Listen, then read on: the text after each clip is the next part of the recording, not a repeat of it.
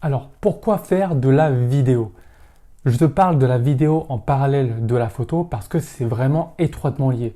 D'ailleurs, si tu connais toutes les bases de la photographie, si tu maîtrises le triangle d'exposition, si tu maîtrises donc l'ouverture, vitesse, ISO, si tu maîtrises les concepts de cadrage et de composition, alors tu vas reprendre exactement les mêmes concepts en vidéo. Alors ce sont quand même deux domaines étroitement liés, mais même si ce sont des domaines étroitement liés, il y a quand même de grosses différences à connaître.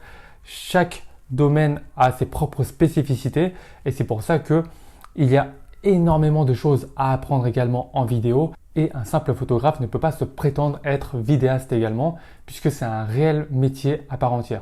Alors dans cette vidéo, je voulais vraiment te conseiller de te mettre à la vidéo si ce n'est pas déjà fait. Pourquoi? Pour 5 raisons principalement que je vais te donner dans cette vidéo-là. La première raison, c'est de te démarquer des autres photographes en ajoutant une corde supplémentaire à ton arc. Aujourd'hui, on entend toujours et partout que le marché des photographes, le marché de la photo en général est saturé. C'est vrai et c'est pas totalement vrai à la fois. Donc, c'est vrai parce que il y a énormément de photographes qui font à peu près la même chose et qui ont un niveau très moyen. Et de l'autre côté, on a des gens pour qui ça fonctionne extrêmement bien. Et ces personnes-là, justement, arrivent à se démarquer, arrivent à communiquer différemment et arrivent à montrer une patte artistique que n'ont pas les autres photographes. Donc le but ici, c'est de te démarquer des autres photographes, de te démarquer de la foule. Pourquoi? Parce que si tu ne te démarques pas, tu vas être noyé dans la masse et c'est pour ça que la grande majorité des photographes, ou du moins des aspirants photographes, ne le deviennent jamais ou alors le pratiquent justement par passion, ce qui est très bien aussi, hein. Chaque personne trouve son intérêt là où elle le souhaite. Certaines personnes veulent exercer la photo à titre professionnel, d'autres purement par passion. Les deux sont extrêmement louables, d'accord? Donc il n'y en a pas un qui est mieux que l'autre. Simplement pour les personnes qui souhaitent justement se différencier de la masse des photographes, il faut trouver des compétences qui vont te permettre de différencier. Et la vidéo en fait partie. C'est-à-dire que si tu peux proposer parmi tes prestations de photos de la vidéo en plus, c'est-à-dire par exemple tu vas faire de la photo de portrait, eh bien la personne tu vas lui proposer en plus un petit film, d'accord, de 2 ou 3 minutes. Quand je dis 2 ou 3 minutes, c'est finalisé, d'accord. Il va falloir filmer beaucoup en amont, ça demande beaucoup de temps au niveau du dérochage, c'est-à-dire au niveau du traitement de toutes les prises de vue en vidéo que tu as faites. Ça demande également donc de les assembler, de bien monter, de cutter au bon endroit. Ça demande également des compétences en étalonnage pour avoir une bonne colorimétrie, des ajustements de la balance des blancs pour que ça soit cohérent sur toutes les prises de vue que tu as faites. Donc c'est pas aussi simple que ça, d'accord? Mais si tu maîtrises cette compétence-là, ça sera une véritable valeur ajoutée que tu auras pour tes clients et donc tu pourras te démarquer, tu pourras facturer davantage tes prestations. Donc ça, c'était la première raison. La deuxième raison, c'est que c'est une compétence très demandée dans le monde professionnel. Si tu regardes aujourd'hui autour de toi, toutes les entreprises communiquent autour de la vidéo. Que ce soit au niveau de la publicité, que ce soit au niveau des publications sur les réseaux sociaux, tout ce qui est vidéo attire plus l'attention et capte davantage l'attention du spectateur. Et donc, les entreprises souhaitent davantage miser sur la vidéo pour vendre leurs produits parce que ça captive davantage leurs prospects. La troisième raison, c'est que ça te permet de donner vie à tes images et donc d'avoir de meilleurs souvenirs. Les photos, c'est super, c'est très bien et quand tu rentres d'un voyage super enrichissant à tout point de vue et que tu regardes les photos, c'est vraiment magique. Par contre, si tu arrives en plus à revenir avec une petite vidéo de ton voyage, avec de la bonne musique qui va procurer de l'émotion en plus, avec les belles images, en fait, tu peux ressentir davantage d'émotions. D'accord? Moi, au début, j'étais 100% focalisé sur la photo. Ensuite, je me suis élargi vers la vidéo. Je me suis beaucoup formé là-dessus. J'ai passé des heures et des heures et des heures, des nuits entières à travailler sur la vidéo, à pratiquer également en extérieur.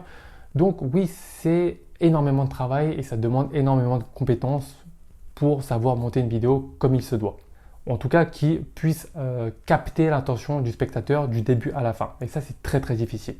Mais ça permet de donner une autre dimension à tes images.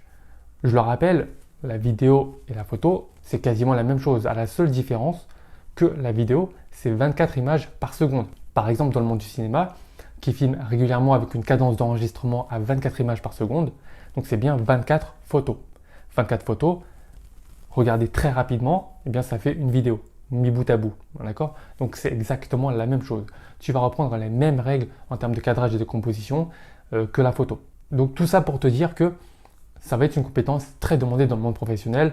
Donc si tu souhaites monétiser toutes les compétences que tu as acquises en photo, c'est-à-dire cadrage, composition, gestion de la balance des blancs, l'ouverture, les ISO, etc., eh bien tu pourras le rentabiliser en élargissant tes compétences à la vidéo. La quatrième raison, c'est étroitement lié à la raison précédente, c'est vraiment d'ajouter une dimension émotionnelle supplémentaire à tes images. C'est-à-dire que par l'intermédiaire de la musique, par l'intermédiaire du sound effect, c'est-à-dire de tous les sons que tu vas entendre dans la vidéo, que tu vas inclure dans la vidéo lors du montage, ça va vraiment décupler les émotions que tu vas ressentir au travers de tes images. Si tu n'es pas convaincu, je t'invite tout simplement à essayer. Tu vas prendre des photos d'une même scène, tu vas en prendre une série et ensuite tu vas essayer de faire une belle vidéo par rapport à ça. Et ensuite tu vas essayer de faire une belle vidéo au même endroit et là tu vas essayer de mettre de la bonne musique, mettre des belles transitions, mettre du sound effect, donc les sons que tu vas entendre, les sons environnants et tu vas voir ça n'aura rien à voir. Bien entendu, le faire comme ça a l'air assez compliqué donc c'est pour ça que moi je te recommande en amont de t'en renseigner par rapport à ça et de pratiquer surtout pour être en mesure de sortir une bonne vidéo. Et la cinquième raison pour laquelle tu dois te mettre à la vidéo, c'est vraiment d'améliorer ta créativité.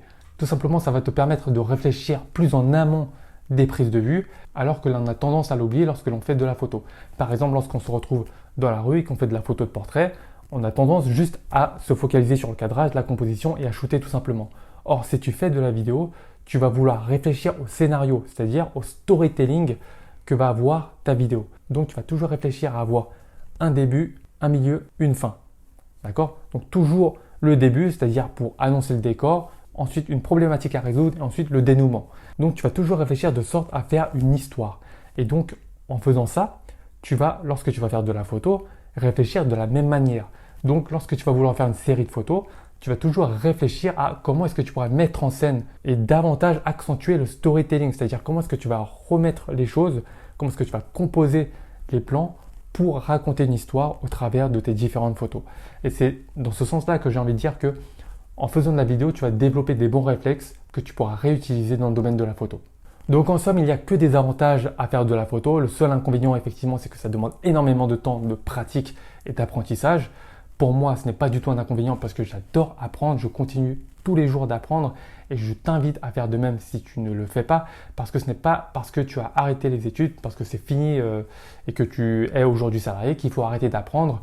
Il y a énormément de connaissances à acquérir et encore une fois, la photo et la vidéo c'est étroitement lié. Donc pourquoi ne pas rentabiliser déjà tout le temps que tu as passé dans ton apprentissage de la photo pour les transposer sur l'apprentissage de la vidéo et élargir davantage ton cercle de connaissances, tes compétences et avoir un profil beaucoup plus attrayant professionnellement si tu souhaites te professionnaliser ou alors tout simplement revenir avec des images beaucoup plus belles avec un beaucoup plus fort impact émotionnel en créant une super vidéo lors de tes voyages.